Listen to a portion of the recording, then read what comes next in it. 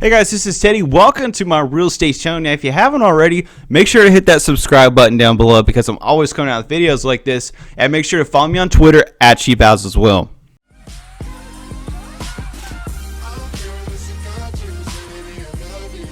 So in this video, I'm going to be talking about, is the self-storage industry a good investment or a good business to get into?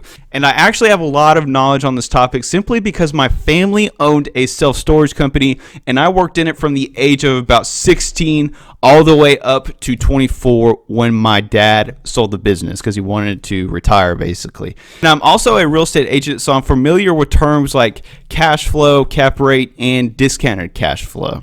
And with that being said, yes, self-storage is a good business and a good investment. And I would say that the average self-storage business is going to have a cap rate of somewhere around 8%, which is actually very good. And the self-storage business is a lot like managing a multifamily apartment with a few exceptions.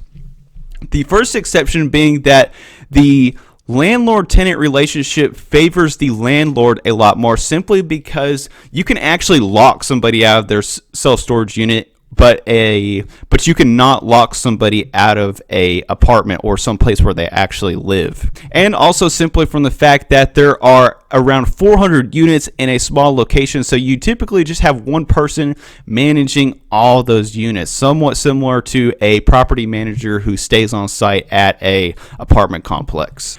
Also, the self-storage business behaves a lot like multifamily because it's pretty much recession proof. You don't have a lot of business cycles in the self-storage business. It's pretty much stays steady all year round, and there is always a steady supply of people who are needing to rent self-storage units. But I also would like to talk about some of the bad things about a self-storage business, and that is, number one, it is very management intensive. If you don't manage a self-storage facility to a T and you don't get somebody in there who really knows what they're doing, you can have a nightmare on your hands.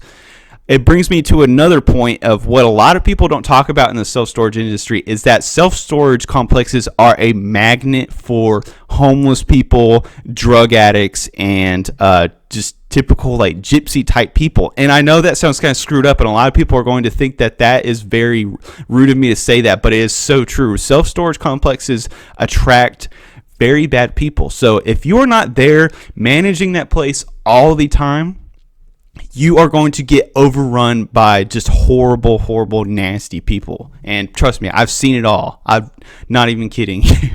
Another thing that a lot of people I see very commonly is people who inherit like vacant properties or just some kind of land out in the middle of nowhere and they want to put self-storage on it. Do not do that. Do not build a self-storage place on a piece of property that does not have a good location. I have seen that so many times, and I would say that 50% of my family's self-storage company's business came from our location, which it was a good location.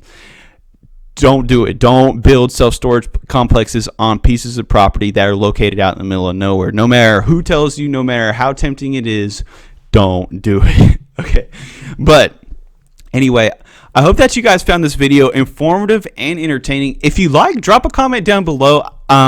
Obviously, I'm no longer in the self-storage business, but I would be more than happy to answer any questions concerning financial aspects, development aspects, marketing aspects, and just any other general question that you may have. Feel free to leave down below. But anyway, thank you for watching.